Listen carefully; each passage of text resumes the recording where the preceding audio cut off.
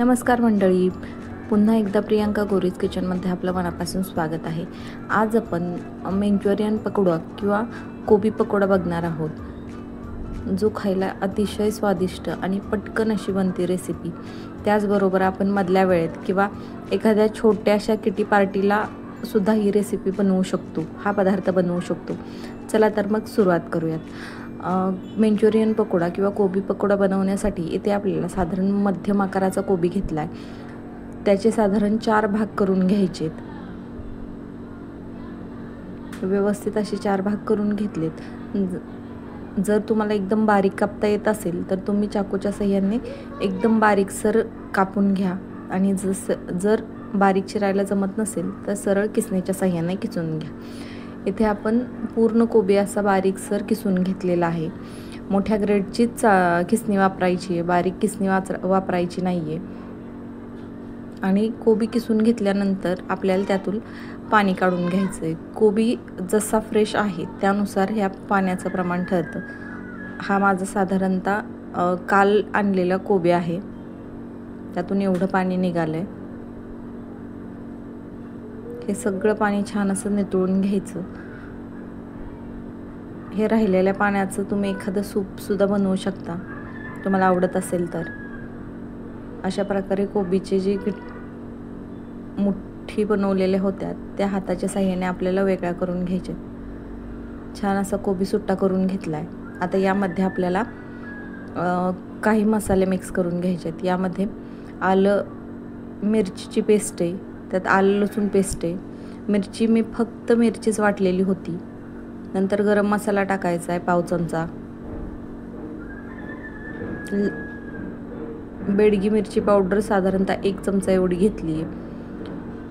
तिखटाचं प्रमाण जसं तुम्हाला आवडेल त्याप्रमाणे तुम्ही कमी किंवा जास्त करू शकता, कारण की यामध्ये आपण मिरची पण वापरली आहे आणि रेड चिली पावडर पण वापरली। त्यानंतर 1/2 चमचा एवढा खाण्याचा लाल कलर वापरायचा आहे, तो ऑप्शनल आहे। तुम्हाला जर कलर आवडत असेल तर तुम्ही वापरा, नाही वापरला तरी चालेल।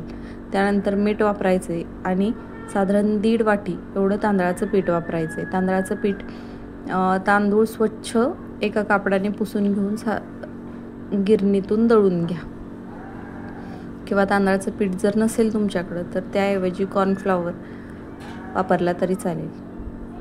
आणि हे सगळं मिश्रण हाताच्या साहाय्याने असं आपल्याला मिक्स करून घ्यायचं आहे। ह्या तांदळाच्या पिठाचं कोटिंग सगळ्या कोबीला व्हावं, सगळे मसाले एकदम छान असे मिक्स व्हावेत आणि आपापला फ्लेवर छान असं सोडावेत, ह्यासाठी आपल्याला हे व्यवस्थित मिक्स करून घ्यायचं आहे।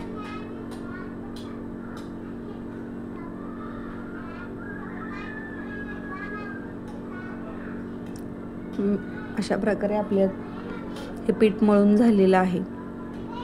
जास्त पातळही नाही आणि जास्त घट्टही नाही। जर तुमच्याकडून थोडंसं घट्ट झालं तर त्यात थोडंसं पाणी वाढवून हे करा, किंवा जर कोबीला जास्त पाणी सुटलं असेल तर तांदळाचं पीठ थोडं वाढवलं तरी चालेल। आणि इथे आपण 1.5 वाटी एवढं तांदळाचं पीठ घेतलं आहे। तुम्हाला हवं असेल तर अर्धा वाटी मैदा आणि 1 वाटी तांदळाचं पीठ घेतलं तरी चालेल।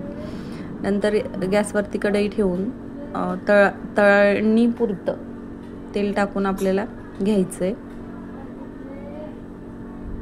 तेल छान असं कडकडीत गरम झालंय। यात आता तुम्हाला पाहिजे त्या आकारात ह्याचे भजी सोडून घ्यायचेत। मी डायरेक्ट हाताने सोडलेत, तुम्ही त्याला छान गोल आकार करून तळले तरी चालतील। साधारणतः 5-7 मिनिटात आपले हे कोबी मंचुरियन किंवा कोबी पकोडा मंचुरियन पकोडा तयार झालेला आहे। मी यात काही भज्याचे आकार किंवा काही गोल आकाराचे पण सोडलेले होते। असे छान असा गोल्डन कलर येईपर्यंत छान ते तळून घ्यायचेत। अशा प्रकारे आपले मंचुरियन पकोडा तयार झालेला आहे। रेसिपी आवडली असेल तर नक्की चॅनेलला लाईक, शेअर, सबस्क्राईब करायला विसरू नका।